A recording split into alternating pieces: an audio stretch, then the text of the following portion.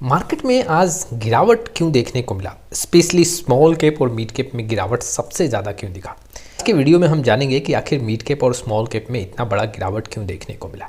Large cap index में भी गिरावट रहा, लेकिन इसका असर मिड कैप और स्मॉल कैप में क्यों देखने को मिला।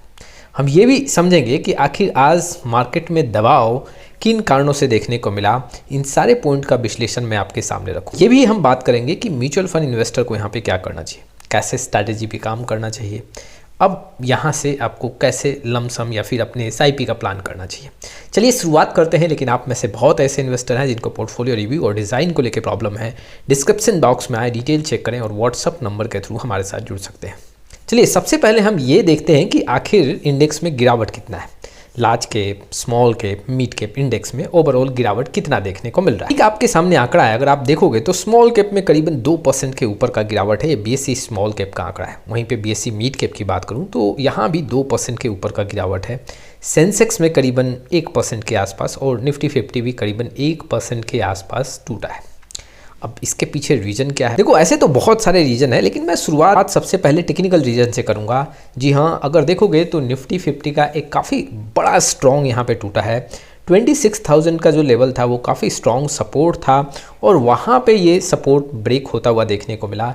अब देखो जब भी कोई बड़ा सपोर्ट ब्रेक होता है तो वहाँ से सेलिंग का प्रेशर बढ़ जाता है। जो भी ट्रेडर हैं सौदा काटना स्टार्ट करते हैं और अपने आप को सेफ करना चाहते हैं। बस इससे सेलिंग का प्रेशर जो बढ़ता है, इससे मान लो कि जहाँ पे थोड़ा सा दबाव देखने को मिलता है, दबाव बढ़ता जाता है, क्योंकि अब वहाँ पे ट्रेडर अपना माल काट रहे होते हैं। टेक्निकल पॉइंट्स काफ़ी कमज़ोर देखने को मिले और सेलिंग का प्रेशर यहाँ पे बढ़ता हुआ देखने को। दूसरे पॉइंट की बात करूँ तो देखो जो Q3 का रिजल्ट है, जी हाँ, फाइनेंशियल ईयर 2026 का Q3 का रिजल्ट है, बहुत ऐसे कंपनियों का यहाँ पे अब आता हुआ देखने को मिल रहा है और इसमें कुछ सेक्टर जो है वो काफ़ी कमज़ोर दिख रहे हैं। जैसे कि IT की बात करूंगा, मेटल्स की बात करूंगा, PSU, ऐसे सेक्टर में दबाव काफ़ी ज़्यादा बढ़ा, जिसके चलते निफ्टी 50 और specially small cap, mid cap भी टूटता हुआ देखने को मिला। अगले पॉइंट की बात करूं तो देखो आप में से बहुत ऐसे इन्वेस्टर वाकिफ होंगे कि अब टैरिफ का नया दबाव देखने को मिल रहा है। अमेरिका के साइड से यहाँ पे एक धमकी आई है कि करीबन 500% का एक टैरिफ इंडिया के ऊपर लगाया जा सकता है। अब ये जो है इन्वेस्टर के सेंटिमेंट्स को काफ़ी डिस्टर्ब किया है। जी हाँ, यहाँ से जो सेलिंग का जो प्रेशर है वो काफ़ी बढ़ गया और उसके साथ ही साथ यहाँ पे जो FII है वो भी अपना पैसा निकाल रही है।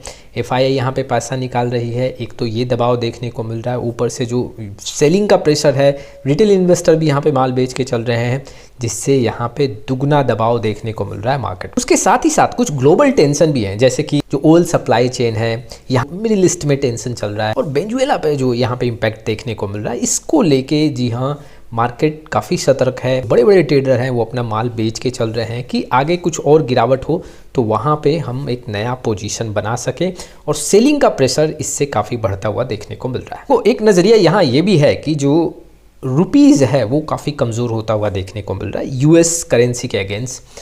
अब ये जो रुपीज़ कमज़ोर हो रहा है, इससे एक तो इन्फ्लेशन बढ़ने का सबसे ज़्यादा चांस होगा। दूसरा क्या है, कॉर्पोरेट मार्जिन यहाँ पे कम देखने को मिल सकता है। यहाँ पे जो इम्पोर्टेड इन्फ्लेशन है उसमें भी आपको चेंजेस देखने को मिल सकता है, जिसके चलते यहाँ पे मार्केट में काफ़ी बड़ा दबाव देखने को मिलेगा और ये भी सेंटीमेंट्स जो है इन्वेस्टर को काफ़ी ज़्यादा परेशान कर रहा है। आज ये भी देखा गया जो इंडिया विक्स है उसमें काफ़ी बड़ा उछाल देखने को मिला है और आप में से बहुत ऐसे इन्वेस्टर हैं जो वाकिफ होंगे जब इंडिया विक्स में यहाँ पे काफ़ी ज़्यादा उछाल होता है, जो इन्वेस्टर का यहाँ पे सेंटीमेंट्स है वो काफ़ी ज़्यादा सेलिंग की तरफ है। यहाँ पे आने वाले समय में कुछ अनसर्टेन पॉइंट है जिसके चलते यहाँ पे सेलिंग का प्रेशर काफ़ी बढ़ गया है।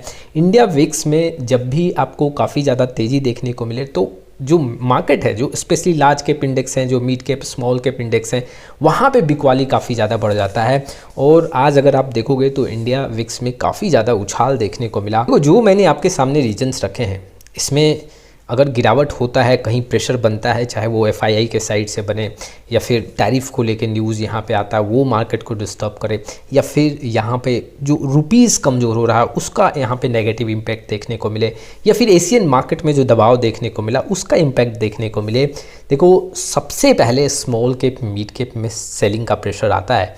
आप अगर नोटिस करोगे कि जहाँ पे लार्ज कैप आपको % का गिरावट नोटिस किया जाएगा, वहाँ पे स्मॉल कैप मिड कैप 2% के आसपास या 2.5% के आसपास टूटते हैं। तो बहुत अगर कुछ सेंटीमेंट्स नेगेटिव होता है तो सबसे पहले इन्वेस्टर जो है अपना स्मॉल कैप मिड कैप से माल काटते हैं और अपना पैसा कोई वैसे जगह पे पार्क करते हैं जहाँ पे रिस्क कम हो। क्योंकि देखो ऐसा सिचुएशन जब भी आता है तो इन्वेस्टर जो हैं, जो ट्रेडर हैं, अपना रिस्क मिनिमाइज करना चाहते हैं और रिस्क मिनिमाइज करने के लिए वो सबसे पहले मिड कैप और स्मॉल कैप से अपना माल बेचते हैं और ऐसे सिनेरियो में सबसे ज़्यादा स्मॉल कैप मिड कैप टूटता है और आज वही देखने को मिला। सबसे ज़्यादा स्मॉल कैप मिड कैप यहाँ पे जी हाँ गिरा है। देखो जब अमेरिका और वेनेजुएला के बीच में एक काफ़ी बड़ा टेंशन देखने को मिला, उस दिन मैंने इन्वेस्टर के सामने कई ऐसे पॉइंट्स पे डिस्कशन किया था कि आने वाले समय में थोड़ा सा प्रेशर बढ़ सकता है, specially small cap mid cap को लेके।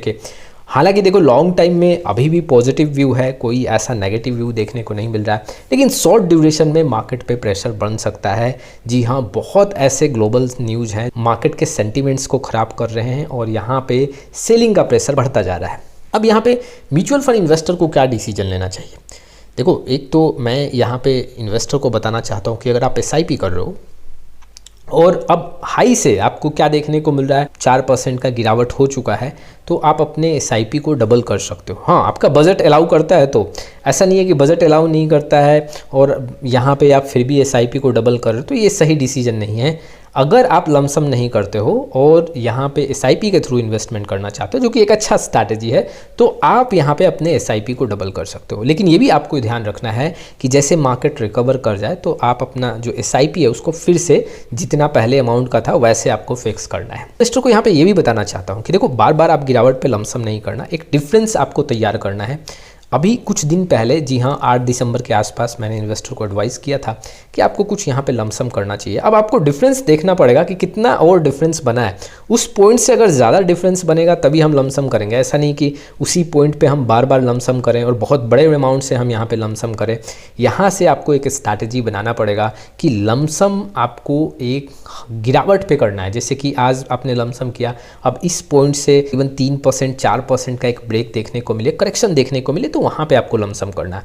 आपको ये भी ध्यान रखना है कि अगर मैं किसी म्यूचुअल फंड को सेलेक्ट किया हूँ जैसे कि मिड कैप, तो क्या मिड कैप इंडेक्स में प्रेशर दिख रहा है, क्या स्मॉल कैप इंडेक्स में प्रेशर दिख रहा है? अगर आप स्मॉल कैप में पैसा लगाना चाहते हो, ऐसे इंडेक्स को ट्रैक करके आपको यहाँ पे लमसम करते जाना है और बहुत बड़े लमसम अमाउंट के साथ नहीं जाना है। तो इन्वेस्टर डायरेक्टली स्टॉक्स में पार्टिसिपेट करते हैं, बहुत बड़ा अमाउंट वन शॉट में पार्क नहीं करना है। जी हाँ, धीरे धीरे आप यहाँ पे ऐड कर सकते हो और किसी भी एक सेक्टर को, किसी भी एक स्टॉक्स पे ज़्यादा डिपेंड नहीं रहना है। आपको डाइवर्सिफिकेशन के साथ जाना चाहिए। तो ये कुछ इन्फॉर्मेशंस हैं जो इन्वेस्टर के लिए इंपॉर्टेंट है। आपका क्या राय है इस वीडियो को लेकर? कमेंट बॉक्स में ज़रूर आएँ। फिर मिलेंगे एक नए वीडियो के साथ, तब तक के लिए जय हिंद, जय भारत।